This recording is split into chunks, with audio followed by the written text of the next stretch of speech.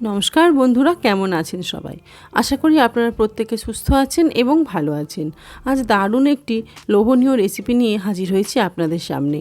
আর এই রেসিপিটি বানানো ভীষণ সহজ, খুবই অল্প সময়ে আপনি বানিয়ে নিতে পারবেন চিংড়ি মাছের অসাধারণ এই রেসিপিটি।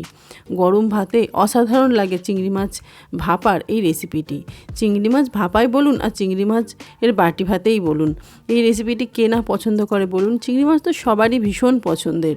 তাই এই চিংড়ি মাছ যদি পাতে থাকে আর কিছুই প্রয়োজন পড়বে না, শুধুমাত্র চিংড়ি মাছের একটি পদ থাকলে নিমেষেই সব ভাত শেষ হয়ে যাবে। ভাতের হাঁড়িতেও নয় আর কড়াইতেও নয় বন্ধুরা, আজ আমি প্রেসার কুকারে একদম অল্প সময়ের মধ্যে আপনাদের বানিয়ে দেখাবো সুস্বাদু এই চিংড়ি মাছের রেসিপিটি। অনেক সময় আমরা ভাতের মধ্যে চিংড়ি মাছ হয়তো ম্যারিনেট করে রেখে দিই, কিন্তু ভাতের মধ্যে দিতে ভুলে যাই। তাই চটজলদি আপনি খুব কম সময়ের মধ্যে এই প্রেসার কুকারে খুব অল্প সময় আপনি একবার বানালেই বুঝতে পারবেন কতটুকু সময় শুধু আপনার লাগবে, কারণ চিংড়ি মাছ এমনি রান্না করতে বেশি সময় লাগে না। আর যেহেতু প্রেসার কুকারে এটা রান্না করবেন তাই তো কোনো সময়ই লাগবে না। দেখুন, একবার এইভাবে আমি যেভাবে বানাবো সেইভাবে একবার স্টেপ বাই স্টেপ ফলো করে এইভাবে একবার বানাবেন। যা যা উপকরণ আমি দেব আপনারাও চেষ্টা করবেন এই সমস্ত উপকরণ অ্যাড করে এইভাবে বানাতে। ভীষণ ভীষণ পছন্দ হবে আপনার, শুধু আপনার নয় আপনার বাড়ির লোকেও ভীষণ পছন্দ হবে এই রেসিপিটি। একবার যদি আপনি এইভাবে বানান, আপনার বাড়ির লোকই আপনাকে বলবে যে এই প্রসেসেই বারবার বানাতে। তাহলে বন্ধুরা দেখতেই পাচ্ছেন, মা এখানে চিংড়ি মাছগুলো বেছে নিচ্ছেন। এখানে 500 চিংড়ি মাছ আছে, ভালো করে উনি পরিষ্কার করে বেছে নিচ্ছেন। আমি এত চিংড়ি মাছের ভাপা করব না, আমি এখান থেকে 200 মাছের ভাপা করব, বাকিটা রেখে দেব। দেখুন মা পুরো খোসাগুলো ছাড়িয়ে নিচ্ছেন। আর চিংড়ি মাছগুলো খুব ছোটও না আবার খুব বড়ও না, আর মাঝখানটা এইভাবে মাথার ওইখানটা অংশটা একটু চিড়ে নিয়ে যে ভিতরের যে একটা কালো অংশ থাকে না, যেটা বাদ দিতে হয়, ওটা ফেলে দিচ্ছেন। দেখুন চিংড়ি মাছগুলো এইভাবে কেটে নিক। তাহলে চলুন রান্নাটা শুরু করি। দেখুন বন্ধুরা, চিংড়ি মাছগুলো ভালো করে পরিষ্কার করে ছাড়িয়ে নেওয়া হয়ে গেছে এবং আর অন্যান্য যে উপকরণগুলো এখানে লাগবে সেগুলোও আমি নিয়ে নিয়েছি। সেগুলো আমি আপনাদের পরে বলছি কী কী উপকরণ এখানে অ্যাড করব। দেখুন চিংড়ি মাছগুলো একদম পরিষ্কার করে একটুও খোসা রাখেননি মা, একদম সুন্দর করে ছাড়িয়ে নিয়েছেন। আর চিংড়ি মাছ আমাদের বাড়ির সকলেরই ভীষণ পছন্দের। চলুন তাহলে এবার একটি করে উপকরণ এখানে অ্যাড করে নিই। এখানে দিলাম 2টি মাঝারি সাইজের পেঁয়াজ, একটু বেটে নিয়েছি, একদম মিহি পেস্ট করিনি, তবে একটু বেটে নিয়েছি, শিলনোড়ায় পিষে নিয়েছি। আর দিলাম 1.5 চা চামচের মতো জিরে বাটা। এখানে দিলাম 2 চামচ পোস্ত বাটা। আপনার যদি পোস্ত না থাকে তাহলে পোস্ত ছাড়াও এই রেসিপিটি বানানো যায়, পোস্ত দিলে একটু স্বাদটা ভালো হয়। এবার দেব সরিষা বাটা।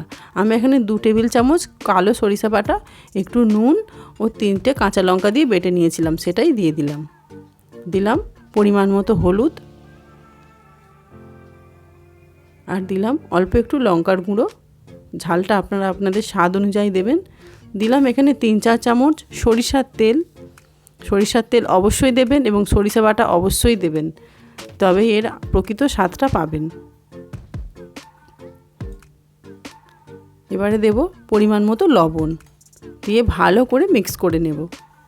আমি এখানে 3টে মোটা কাঁচা লঙ্কা ব্যবহার করেছি, বেটে নিয়েছিলাম। আপনারা যদি ঝাল একটু বেশি খান তাহলে কাঁচা লঙ্কার পরিমাণটা একটু বাড়িয়ে দেবেন, লঙ্কার গুঁড়োটা কমই দিয়েছি। ভালো করে সমস্ত উপকরণ মিক্স করে নেব।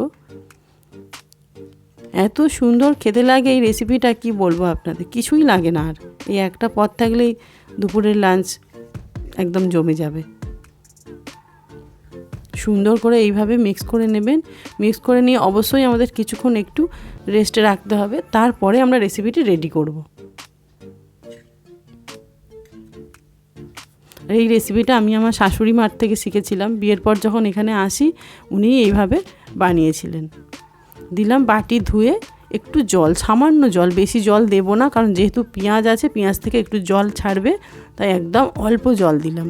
দিয়ে আবারও একটু ভালো করে মিক্স করে নেব। এটা আমার শাশুড়ি মায়ের হাতের বাটি ভাপা, ওনার থেকে শেখা।